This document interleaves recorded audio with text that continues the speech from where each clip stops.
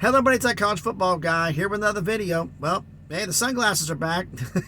Yeah, when we were cleaning my son's room, prepared for the move at the end of the month to our new place, my sunglasses miraculously appeared. I thought someone swiped them. No, he borrowed them when he came into the truck to check things out. He kind of palmed them, put them in his jacket pocket. I didn't see him. He had them in his room. I guess he was wearing them around, and then he kind of hid them in the far corner behind his dresser. So, yeah, but glasses are home. And you saw the title of the video, Todd Monken has a new home. Yep, and a lot of Georgia fans, the real serious ones, they're not happy about this. But first and foremost, let's get the housekeeping out the way.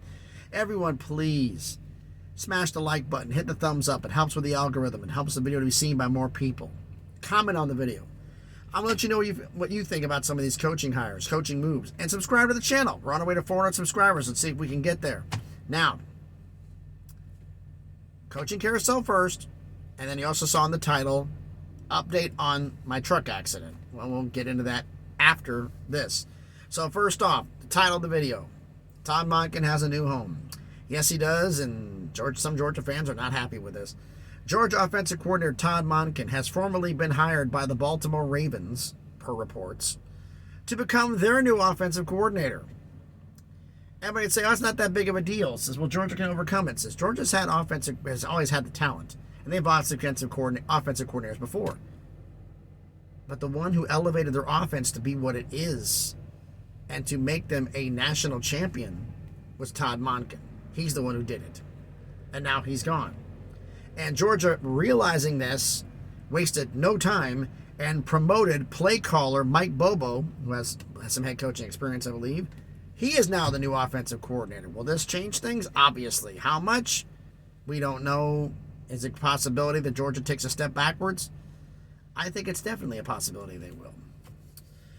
Also, another story, per reports, Miami's in the process of finalizing a deal and hiring Houston offensive coordinator Shannon Dawson to become their new offensive coordinator.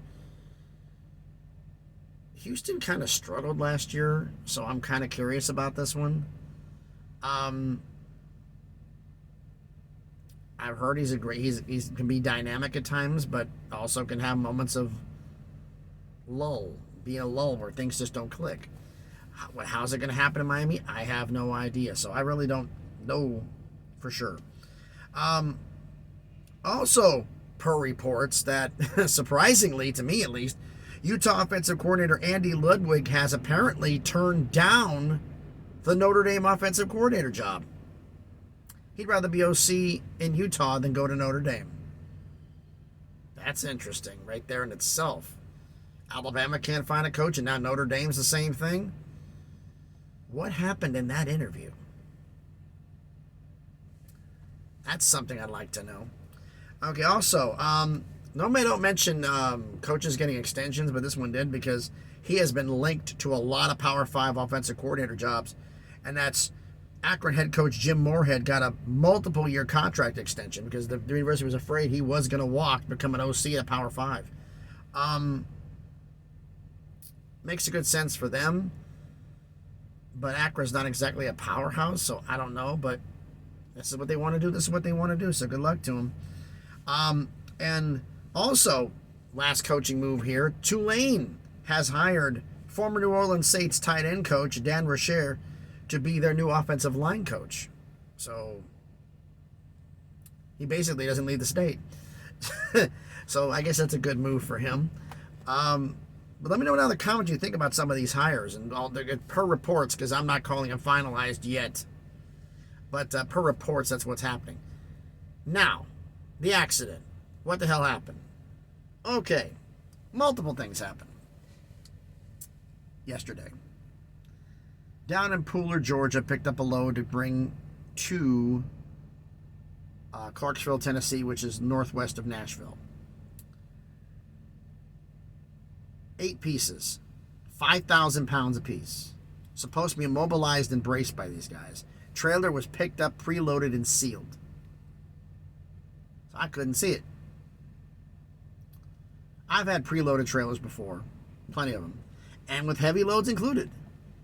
And they're always, you brace them. You put plywood, not plywood, but 2x4s before and behind each skid, so that way they don't move. because they weigh so much. Because if they shift, it can shift the entire trailer. Well, apparently, they didn't brace it.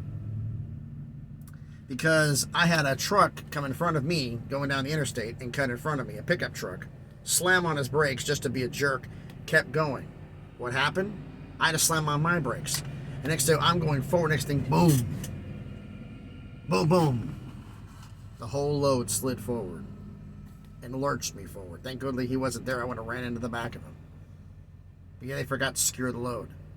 So I'd weighed the trailer before I left. I was fine, legally. But now, and then what happens? Right after this happens, what's the next thing that happens? A scale. Truck scale in Georgia. I get hit for being overweight on one of the axles because this thing happened.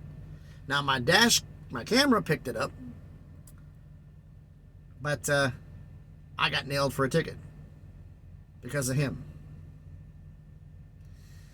So I'm letting the company insurance and my legal department there, we are a little legal, handle that for me to get this rectified so I don't feel like paying that ticket. And if I do, I get to go after this guy for doing it. Not the guy who cut me off, but the ones who loaded the load because it was supposed to have been braced and it wasn't because somebody was being lazy. So they're the ones who are going to be paying the ticket. That was the first part of the day. I'm on the way to doing this. I got a ticket. I'm taking it out here. I'm going on my way through. I got to go through outside of Atlanta to get to the 285 to go around it. And it's Atlanta traffic at 3 o'clock in the afternoon, so it's like pre-rush hour, so it's busy. And a guy in a Mercedes cuts me off. I slam on the brakes. I slow down enough because he just literally went across me and went across my lane into another lane. He went 2 lanes across. I hit the brakes. Enough time to get him by. The computer, just the computer-controlled system here, engaged the brakes, coming to a full stop in the middle of traffic when nothing was there. And a work van ran into the back of my trailer, right in the middle of I-75. So I had to work my way over to the breakdown lane to get off the highway so we can clear traffic up. And then from the time that happened to the time the troopers actually showed up and got the report done, everything, I lost 2.5 hours of time. In addition to having the ticket and losing 2.5 to almost 2 hours in Georgia for the first one. Wasn't a fun day yesterday. Starting not to like Georgia, but mainly it's the fact I have to remind myself, as I've said this before, and when it comes to interstate drivers, in my experience, other people may be different, but in my experience, if you take LA and New York out of the equation, Georgia has the worst interstate drivers than any state in the country. Any city in the country, bar none. Atlanta being the absolute worst. Georgia, I take that back. Georgia drivers are not bad. Atlanta drivers are absolutely horrible. And I could do a whole hour video on anybody who drives in Atlanta, coming in out of there like you be the best driver in the world, and all of a sudden you get into Atlanta, it seems like people lose their minds. I just don't get it. Yeah, so it was not a fun day yesterday. And rather than ranting and raging as I was literally throwing stuff in this cab, I was so mad because I got the ticket for something that wasn't my fault. And having to pay out of pocket and then sue to get it back. Not fun. So I waited till now to post a video about this. Coaching Carousel update comes in. Todd Monken gets the job, plus some more stuff that happened. So we'll get that in there. So let me know in the comments what you think about everything I posted in this video. Point is, everybody's wondering right now, a cargo van, work van, ran into the back of the trailer. He got actually under the trailer, under the ICC bumper. What happened? Bumper got 2 scratches on it.